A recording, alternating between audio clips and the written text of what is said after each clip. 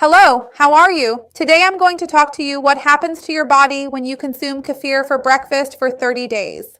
This food is wonderful. It's like a yogurt that you can even make at home, and it can bring some very interesting benefits for weight, blood sugar, gut, brain.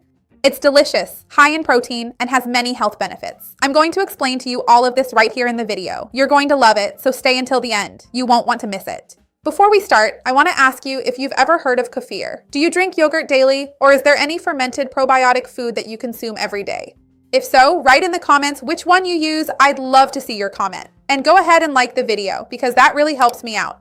And if you know someone who's interested in kefir or would like to add more fermented foods to their daily routine, share this video. Let's grow our chain of kindness together. A lot of people think that kefir is like yogurt, and it really is a cousin of yogurt. From a microbiological point of view, though, it ends up being quite different. But since it's usually a live culture that we add to milk, we call it kefir yogurt. That's usually how it goes. Traditional yogurt usually has 2 or 3 species of bacteria, while kefir can have many, anywhere from 20 to 60 different species of microorganisms. So, this diversity is one of the reasons we say that kefir is a more powerful yogurt, because it also attracts a lot of scientific interest since it's a microbial ecosystem truly alive, and it can bring many benefits when we consume it regularly in our daily lives. Since it's a food that contains a large amount of beneficial bacteria and yeasts, of course this aspect will have a big impact on the gut right from the first days. It really helps to modulate the intestinal microbiota. Normally, these microorganisms produce some compounds that we call postbiotics because they are produced by the organisms: acetate, lactate, butyrate. And these compounds help to lower the intestinal pH and create an environment that is less favorable for the growth of bacteria associated with inflammation and excessive fermentation. So, many people in the first few days notice beneficial changes, such as reduced abdominal bloating, improved digestion, and more regular bowel movements. So one of the first benefits really has to do with intestinal function, which many people who suffer from constipation experience or who really have some kind of difficulty going to the bathroom report improvements when they start consuming kefir. Kefir also greatly helps with the permeability of the intestinal barrier, which we know is extremely important for our health.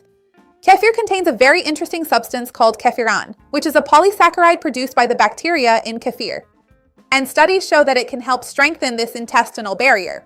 This barrier acts like a filter that prevents inflammatory substances from passing from the intestine into the bloodstream. And not only that, what the body doesn't want, what it wants to keep out, since the intestine is essentially an external interface for absorbing nutrients, anything it doesn't want entering the bloodstream is held back by this intestinal wall, this barrier, which acts like a filter, so to speak, like a sieve.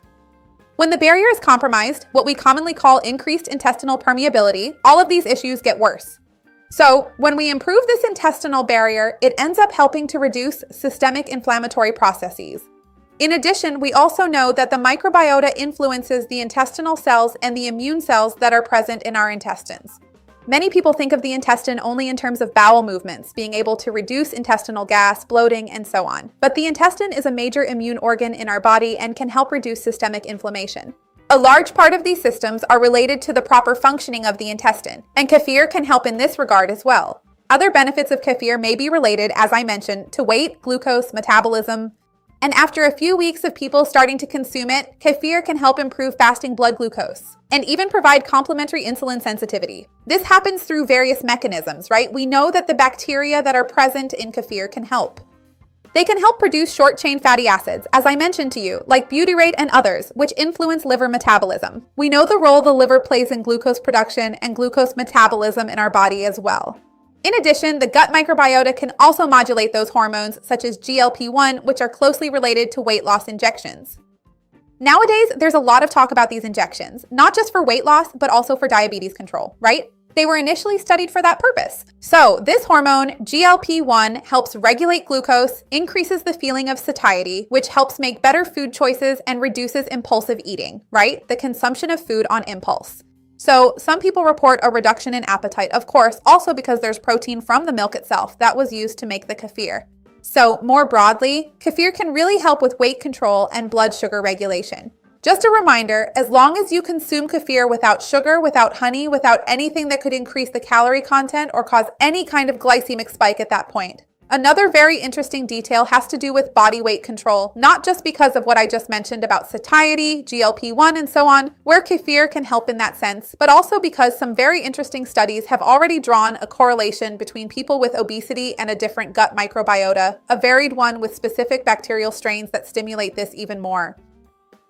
So, when you manage to improve your gut diversity through these healthy fermented foods, you can increase your gut microbiota. And this microbiota helps improve nutrient digestion, reduce metabolic inflammation, and also improve appetite regulation, according to scientific studies. So that's what I mentioned about a complementary effect together with the rest of a balanced diet, which can indeed help you.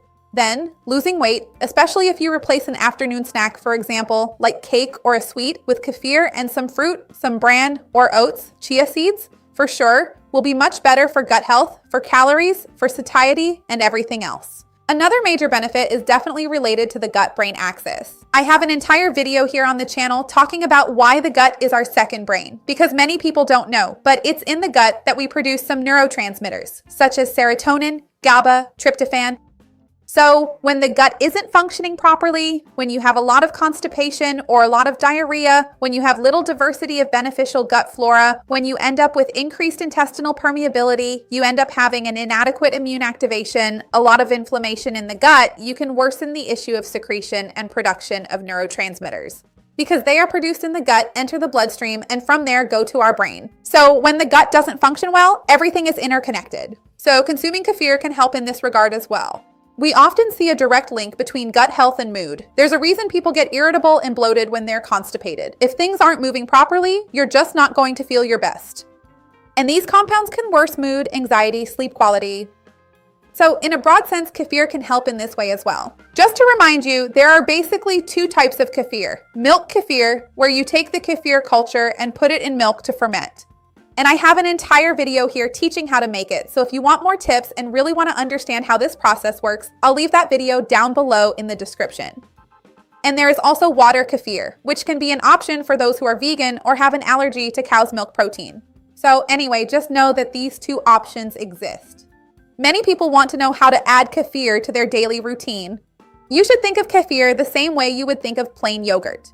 You can blend it with fruit, you can add a drizzle of honey if it fits your diet, you can have it with flaxseed, with chia, you can use it in recipes, you can basically make smoothies, you can do whatever you want with it.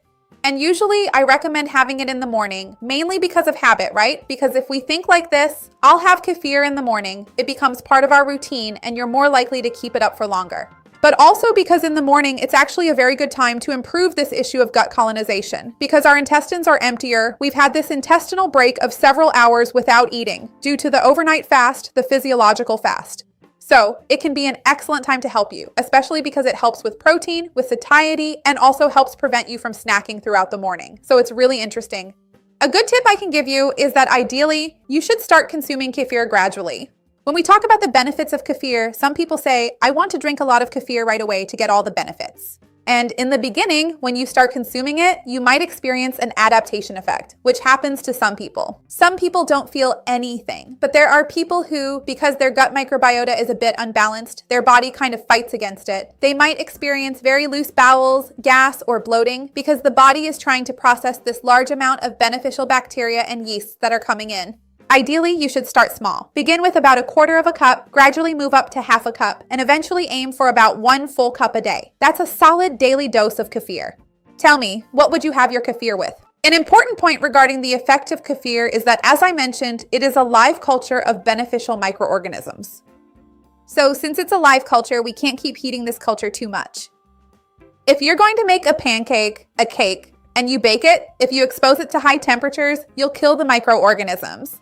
So ideally, you should always consume it in cold preparations or at room temperature, so you won't have any problems. A lot of people ask me in my kefir videos, how do I get kefir? How do I make it? Kefir is a live culture, so you need a starter, as we call it, to begin the process. There are even groups online where people share or give away kefir grains, including communities on Facebook and similar platforms. You can look for them, and usually people want to give it away because it keeps growing and it doesn't cost anything to help. So usually people have this tendency to want to give it away. You can also buy it. If you're unsure, just search on the internet for how to buy your first kefir, how to buy kefir culture, where to find kefir, because there are people who give it away and it's easier for you to get started. Tell me what you would eat your kefir with. I would love to see your comment. Go ahead and like the video and share it with anyone you think might enjoy it. Let's grow our chain of kindness. See you next time. Bye.